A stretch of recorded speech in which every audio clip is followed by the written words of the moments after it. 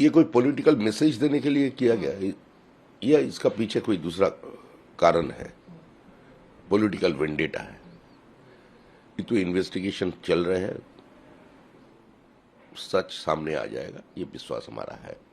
लेकिन कोई साधारण मर्डर नहीं है, ऐसा नहीं है कोई मुठभेड़ हो रहे थे उसका भीतर में ये घुस गया इसको गोली लग गया, ऐसा नहीं है।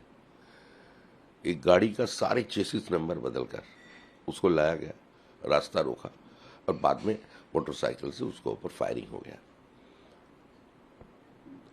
सारे राज्य का स्थिति ऐसे ही बना दिया तृणमूल कांग्रेस ने।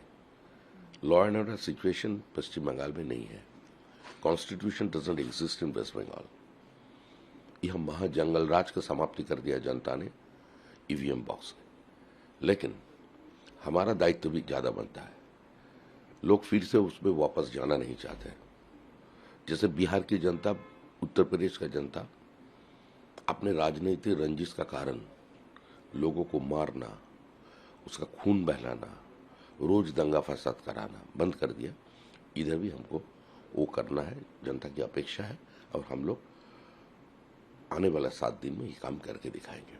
ये जो मर्डर हुआ, आपसे बात हुई है पुलिस अधिकारी की, या फिर किस तरीके से आप लोग जो जांच और तमाम प्रक्रियाओं को आगे देख रहे हैं, क्या कुछ आप लोगों की तरफ से स्टेप लिए जा रहे हैं इस पर? देखिए, कल मेरा साथ से एसपी का बात हुआ। एक डॉक्टर ने हमें पहले फोन किया, फोन करके बताया जो 2 गोली इसका सीने पे लगा है, एक गुजर गया और एक का हालत नाजुक है, हम उसको दूसरी जगह ट्रांसफर करने का सलाह दिया है। तो उस समय शुभेंदु अधिकारी का भी जानकारी नहीं था, वो रास्ते में था, पहुंच रहे थे। तो हम उसको बताया, बोले हम हॉस्पिटल ले जाने के लिए जा रहे हैं। हम उसको खबर दिया जो चंद्रनाथ नहीं है अभी। तो ये तो बहुत बड़ा शॉकिंग है हमारे लिए।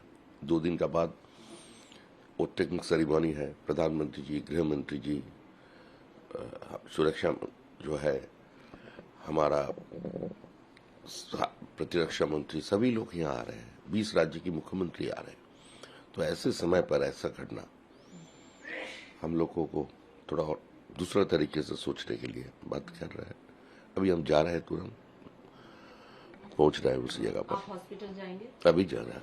दादा, एक चीज बताइए कि पोस्ट वॉर वायलेंस सिर्फ यहाँ पर नहीं हुआ है, संदेश खाली में अगर सुना, वहाँ पर भी सुनने में आ रहा है। कल गोली लगा हुआ, 4 राउंड गोली चले हुआ। हमारा 3 कार्यकर्ता का मौत हो गया, राजारहाट में मौत हुआ। तो जीता हम लोग, मर रहे हम लोग। अगर ये जीत तृणमूल का नसीब में चला जाता तो आज तक तो 200 को ऊपर मर्डर तृणमूल कांग्रेस कर देता। फिर भी हम आपके माध्यम से पूरा भारतीय जनता पार्टी परिवार के पास मेरा एक ही अपील है, बंद करिए। जो भी हिंसा करे आप शांत रहिए, और इस शांति बरकरार रखने के लिए ही पश्चिम बंगाल की जनता हम लोगों को दायित्व दिया। ये रक्त रंजित हो रहा है, पूरे मासूम कार्यकर्ता मारे जा रहे हैं, ये कोई पहली बार नहीं है। इस बार तो आप लोग जीते, आप खुद ही कह रहे कि हम जीते, उसके बाद भी हमारे ही कार्यकर्ताओं को मारा जा रहा है। उनको कोई आश्वासन देंगे? क्योंकि मनोबल कहीं ना कहीं तो डर नहीं। भारतीय जनता पार्टी का जो कार्यकर्ता है, 311 कार्यकर्ता का निधन हो गया तृणमूल के राज में, उसका बाद भी वो खड़ा है। हमारा कितना बहनों का साथ अत्याचार हुआ है, सामूहिक बलात्कार हुआ है, वो कैमरा का सामने आकर के बोला। अब मुर्शिदाबाद की इंसिडेंट देखिए, तृणमूल कांग्रेस का एमएलए आज इंडिपेंडेंट लड़ा, वो तो नाटक है। ये मुख्यमंत्री एक डिवाइसिव पॉलिटिक्स का मैसेज दे रहे हैं। इतना तक भी चल गया राजनीति, जो मुसलमान से हिंदू को मारने का धमकी भी दे दिया। तो ये क्यूमुलेटिव इफेक्ट है, इसी के कारण ऐसा हुआ। आज कुछ घंटे ही है उस सेरेमनी में, और उसके तमाम जो बड़े नेता है, इवन प्रधानमंत्री, तमाम लोग यहाँ पर होंगे। एक कंसर्निंग विषय हो गया है, ये बहुत ही चिंताजनक विषय है, सेंसिटिव माहौल है ये। हम लोग बातचीत कर रहे हैं। हाँ। हमारा नेता से, पार्टी शांत है। अभी तो फिलहाल हम जा रहे हैं, वो घटनास्थल में भी जाएंगे और हॉस्पिटल जाएंगे। देखिए, लेकिन दादा देखिए, चंद्रनाथ जी की जो माता जी हैं, इतनी दुखी हैं वो इस समय, फिर भी वो ये कह रही हैं कि मैं चाहती हूँ कि इनको सजा मिले, लेकिन फांसी ना हो, आजीवन कैद की सजा हो। ये देखिए मानसिकता। और उनको वो ये भी कह रही है कि हम शुभेंदु अधिकारी जी के साथ, हम बीजेपी के साथ हैं, उनको पता था, इसी वजह से मेरे बेटे के साथ आज ऐसा हुआ। एक माँ दुखी है, लेकिन वे फिर भी फांसी की मांग नहीं कर रही है। वो कह रही है कि आजीवन कारावास उस तरीके से हो। सारा पश्चिम बंगाल की जनता आज उसका साथ है। अरे ये तो एक मिसाल बन के खड़ा हुआ। जो एक माँ ऐसा बात कर रही है, उसका बेटे के निधन की बात।